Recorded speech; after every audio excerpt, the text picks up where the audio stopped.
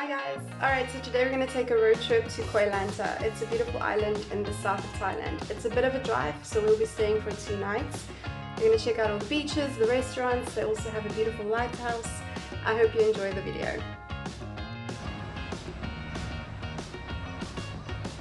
We started our road trip early and we were at the gas station just before the bridge at around 6:30.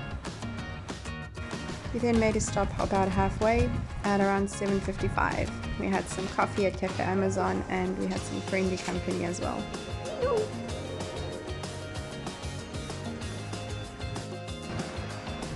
We arrived at Hua Hin Pier, which is the pier that takes you to Koh Lanta, at around 9:55. We just bought our tickets at the little window. They were 50 baht per person. We didn't have to wait long before we could take the ferry to Koh Lanta.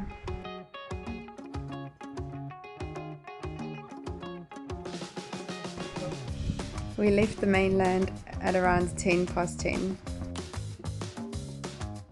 It's a short ferry ride. It only takes around 15 to 20 minutes. Surprisingly, there was actually a toilet on the ferry just beneath these stairs. Going up the stairs, you will find seating in shade.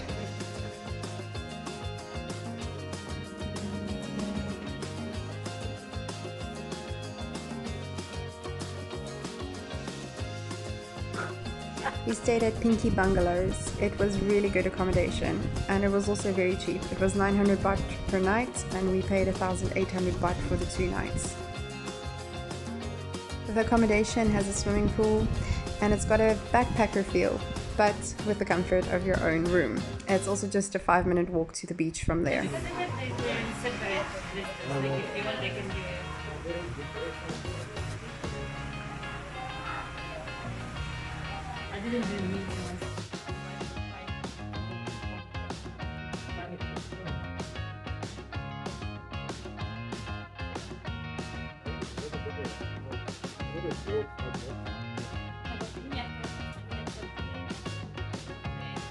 We didn't do much on our first day. We just lazed around the pool, enjoyed some drinks, and relaxed.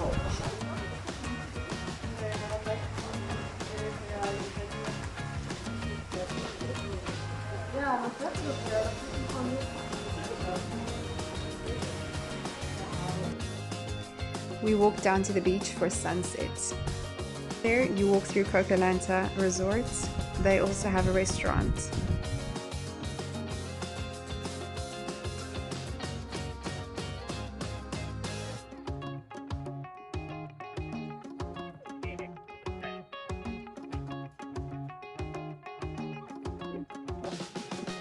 It's a lovely beach. I just don't think it is perfect for swimming.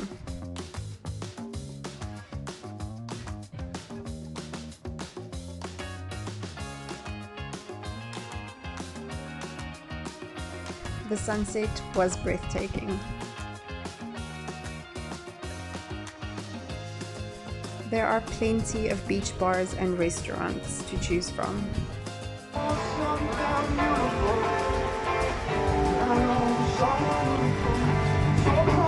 We had dinner at Freedom Bar. They served some Thai food and Western food and everything was delicious. We also had a couple of beers there. We had a good night's rest. It's a very peaceful area.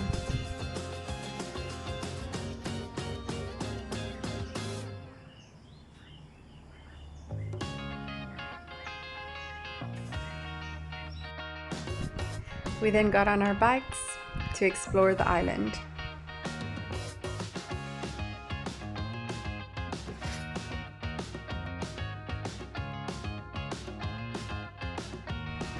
Our first stop was the national park. We had to pay a 200 baht per person entry fee. They do warn you at the entrance that it's a steep downhill, but it's nothing compared to Phuket roads. The park has a nature trail as well as a waterfall, but we did not visit the waterfall on this day. The reason being, we are at the end of the dry season and we were advised that the waterfall wasn't really flowing. The park has some unique toilet signs, pirates for men and mermaids for ladies.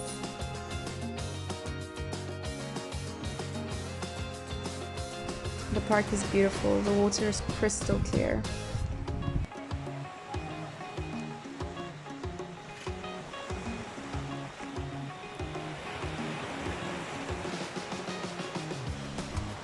They do have a little shop where you can buy water or cool drink. Did you? The beach within the national park is the nicest beach on the island, to be honest.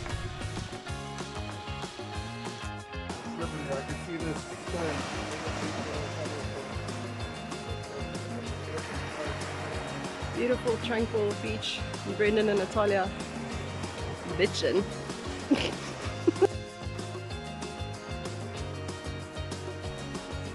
Walking up to the lighthouse, you have beautiful views on both sides. Just unfortunate, it was very hot that day and we were sweating, so we did not spend as much time there. It is beautiful and definitely worth the entrance fee. I was the only one who made it all the way to the top before I realized I was being abandoned. They were running away from the heat.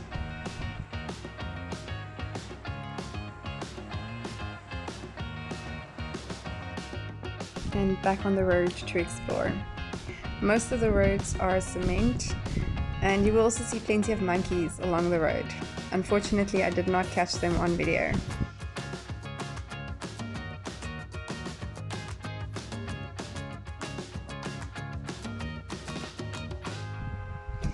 This beach was also quite beautiful and there were many people snorkeling. We stopped at Koh Lanta Beach to have some refreshing smoothies.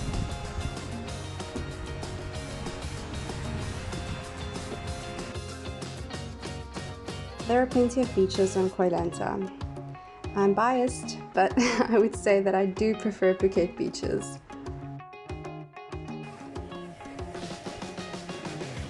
Our next stop was Lanta Old Town. It's a beautiful little Thai village. It seems like it's stuck in time. It even has a monument that is still flying the old flag of Siam. And the pier has a massive blue lobster.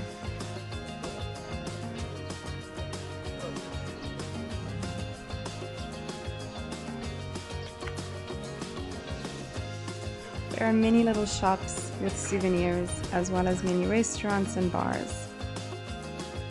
And there's also a colorful Chinese shrine. The houses stand on stilts. They're made of wood and they're styled in old Thai architecture.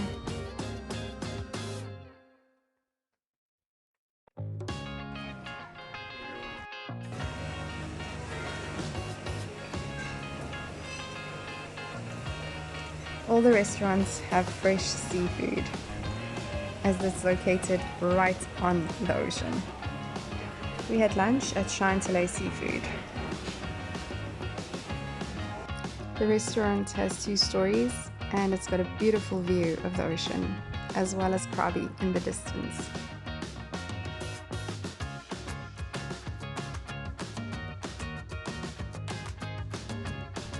We headed back to our side of the island and we took a little detour that cuts right through the island.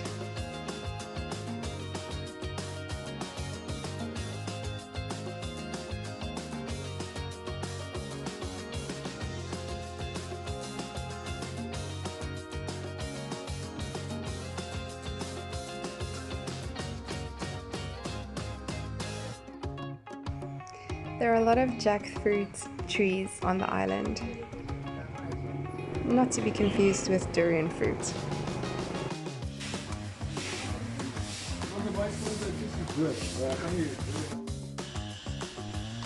The island was a little bit quieter than we expected, as they have plenty of bars and restaurants as well as resorts and hotels, but not that many people were around, and it was supposedly busy season.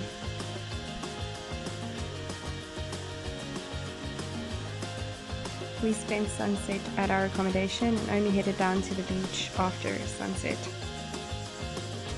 The sky was pretty and pink.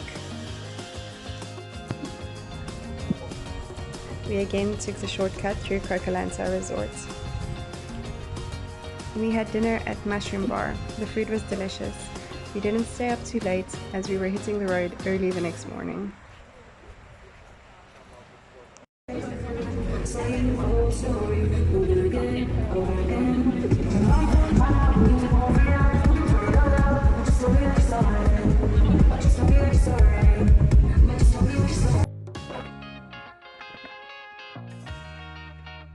The next morning, it was on the road again.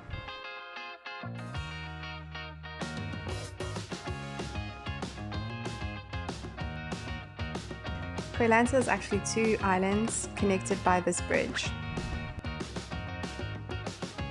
There is not much happening on that side of the island, aside from the pier being located there.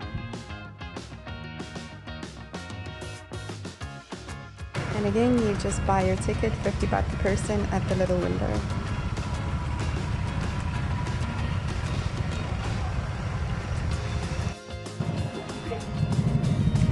You really don't wait long to board the ferry.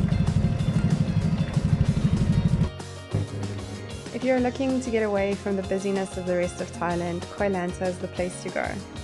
It's got a very calm, relaxed atmosphere, and we really enjoyed our time there.